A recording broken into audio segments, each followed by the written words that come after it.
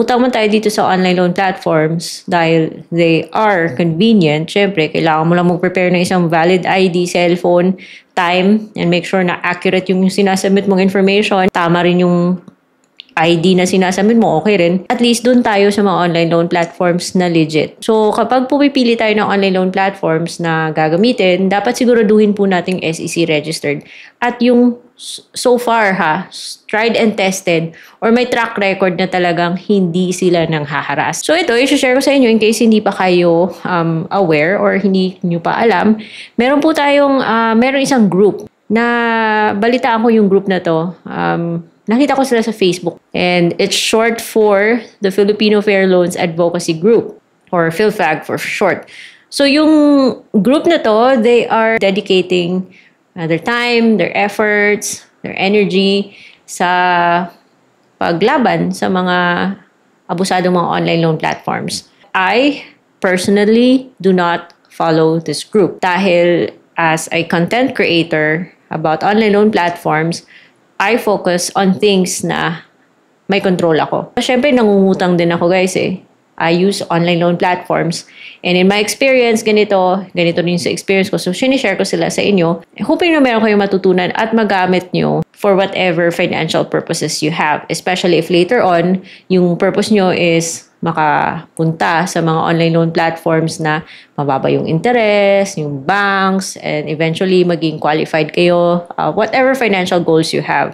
So ako nakafocus kasi ako sa aking mga individual efforts, kumbaga. Because there are things na meron naman tayong control. Pero isi-share ko to kasi itong si PhilFlag, meron po silang mga online loan platforms na binigyan ng green flag. Yung mga online loan platforms na hindi nang haharas. And hindi ko man pina-follow personally itong group na to, pero I agree with the loan platforms na na-mention nila. So, isa na dito yung may ever favorite. Nangunguna po sa listahan nila yung may green flag, yung hindi nang haharas. Nangunguna po si Belize. Si Belize yung isa sa mga online loan platforms na nakatulong sa akin. Mabayaran ko yung ibang mga online loan platform na tinatapal-tapal ko dati. If you've been following me long enough sa channel, you know that I also have that history. Galing din ako sa tapal-tapal system hanggang sa na-approve ako sa isang loan app na okay yung terms and nagkaroon ako ng mataas na credit limit kay Belize at cash loan at yun yung ginamit ko para eventually mabayaran ko yung mga maliliit na mga online. So, Belize, no question about it, it's my favorite. I started with 3,500 and now I can borrow up to 50,000 pesos. It's very flexible kasi pwede siyang pangbayad online. Pwede siyang cash loan, e-wallet top-up, and payment terms are pasok talaga sa budget kasi pwedeng 12 months, pwedeng 3 months, 2 months, and kung depende sa inyo, pwedeng once or twice a month ka magbabayad. So, less than 5% yung kanilang interest. And if you want to know kung ano yung tips and things that I've learned about Belize, you can check my other videos about Belize kasi andun yung step-by-step kung paano ako nag-apply. Because let's move on to the second on the list. Next nila is si Fido PH. Medyo matagal-tagal na to si Fido but lately ko lang siya napansin at hindi siya nang haharas as mentioned dito sa list nila. So, I do agree. And meron akong classmate nag-chat siya sa akin. Nagpasalamat kasi nakita niya raw si Fido sa video ko. Sinubukan niya, na-approve siya. And okay naman sa kanya si Fido. Kahit na hindi ako na-approve kay Fido, I'm glad na meron akong isang individual or classmate na natulungan. Yung next sa list nila is si One Hand. And si One Hand, isa rin to. Meron din akong account dati kay One Hand. Dati, meron siyang kaltas. Kaya medyo mabigat yung loob ko dito kay One Hand. And mataas din yung kanyang interest. 1 month lang siya. Until 9,000 yata yung loan ko kay One Hand. Nagka-problema kasi bigla siya nawala. Tanggal si One Hand sa Google Play Store. At bigla na lang siya na-uninstall sa phone ko. Siyempre, dahil ayoko ring ma-scam, hindi ako basta-basta kasi nag-entertain sa mga tumatawag hanggang sa na-OD ako kay One Hand. Hindi ko alam kung paano magbayad. Eventually, nabayaran ko yung loan ko kay One Hand kasi may mga kolektor na masungit. Meron yung mga kolektor na medyo patient talaga mag-explain. Eventually, nabayaran ko yung loan kay One Hand pero na-overdue ako. But never po ako nakatanggap ng threats, harassment, or never po ako binastos. Yung mga agents ni One Hand na nagre-remind. So, eventually nabayaran ko yun, but the consequence is, hindi na ako ma-approve kay One Hand ever. I've been trying for siguro 3 years now. And lumabas din to sa credit report ko na hindi ako nakabayad na nalate ako. So for a while, nagkaroon siya ng effect sa iba kong mga applications. Pero since then grabe yung improvement ni One Hand. I got a chance na ma-invite sa office nila and they showed me their processes and they showed me how they do things and they explained to me their structure. And dun ko nakita na legit talaga si One Hand. And they have improved so much since nung last na umutang ako kay One Hand. So yes, I agree na si One Hand hindi po nang haharas and it's good na nasama sila sa mga list of loan apps na may green flag kay Phil Flag. Moving on. Si Skyro, wala pa akong loan kay Skyro. Meron akong dating pre-approval. You can check my previous vlog about it. And so far, okay si Skyro because last time, nung tinry ko siya, pumunta talaga akong Ayala and nagtry akong mag-loan.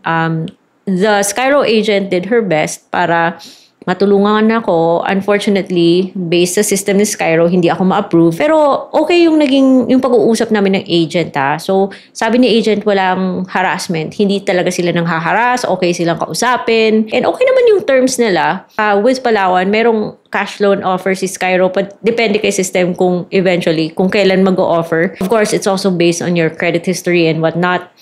And via Palawan Pay, pwede ka rin mag-cash loan kay Skyro via Palawan Pay. Again, meron na rin akong vlog about it. You can check it. And let's move on to the next loan app na nasa list nila. Kashalo. So, currently, I still have a Kashalo account. Maganda si Kashalo because nasa 15% per month. Mukha siyang mataas dahil si Kashalo is 45 days to pay. So, the interest that's included sa calculation na doon is not 1 month but 45 days. So, kung 1 month yung pagbabasihan mo, pasok sila sa 15% na cap ni BSP. Hindi siya makulit, bale. Kung papalapit na yung due date mo, magte-text lang siya at mag-call once. Pero pag nakausap mo yung agent, that's it. Di naman kailangan mag-submit ng payslip kay Kashalo and you can borrow up to 25,000 pesos. And never din ako nakatanggap ng harassment kay Kashalo. And then, next is Tala. Proven and tested, never po tong nangaharas. Dati may account ako kay Tala. Dati. And sad to say, Android lang siya. Dahil sa yung pandemic, di ba, nag-lockdown. Hindi ako marunong dati gumamit kasi ng GCash. Siyempre, stay at home lahat. Di ko alam paano bayaran. So, di ako nakabayad kay Tala. So, everyday tumatawag yung mga collectors ni Tala. Mabait sila. Okay silang pakiusapan. And nung natuto akong magbayad gamit GCash, paunti-unti kong binayaran yung account ko kay Tala. But as a consequence nun, never na ako nakautang ulit kay Tala. Pero as to being makulit, never. Hindi sila makulit, hindi sila nang babastos, hindi sila nananakot, mabait yung mga agency Tala. And then Maya loans and G loans, wala pa akong Maya loan but I know that mababa yung interest niya. G loan, quite unpredictable but okay rin kasi hindi rin sila makulit. Text lang sila na papalapit na yung due date. And then maganda ka G loan kasi up to 125,000 yung pwedeng hiramin and payable din siya in monthly installments but depende rin kay system kung magkano yung ipapahiram sa'yo. And then finally, we have Home Credit. So, it's another financing platform na may improvement ako nakita, guys. Dahil akalain mo dati, si Home Credit, diba, kailangan mo pang pumunta ng mall, kailangan mong kausapin yung isang Home Credit agent, mag-a-apply ka, matagal mong malalaman kung approve ka o hindi. Minsan, buong araw ka pa sa mall, naghihintay. So, and then mahal yung interest nila. Eventually, nag-offer na sila, meron na silang app, may cash flow na rin sila. Depende kasi depende sa credit history mo kung magkano or sa record mo kung magkano yung magiging interest mo. So, yung isa kong cash loan, medyo masakit yung interest kasi si system yung nag-dictate kung gaano siya katagal bayaran. Kahit na 4 point something lang yung interest, pero dahil sa tagal ng term, parang lumalabas, malaki yung binayaran ko sa interest. And yung isa kong cash loan, I was able to choose kung ano yung term. Kaya mas magaan siya bale. And wala nang calls, wala nang lahat. Online lahat, sa app lahat yung process. And in less than minutes lang, natanggap ko kaagad. So it's good to know na itong si Phil Flag, I'm sure, experienced din sila when it comes to online loan platforms. I believe mas marami silang alam legal-wise sa OLA kaysa sa akin. I'm glad that they came up with this list. Proven and tested na yung mga online loan platforms na to. They're legit. Hindi po sila nang haharas. Hindi nga nakasama yung si OLP na pino-promote. So guys, yung mga videos ko, hindi po to sponsored and it's based on my experience. Like I said, even if I don't personally follow that group, but I do agree sa loan apps na nilista nila. So, that's it. Gusto ko lang i-share visit their page and sinama ko na yung link sa baba. Nasa description box po. Again, this is Ate Red and thank you so much for watching. Bye!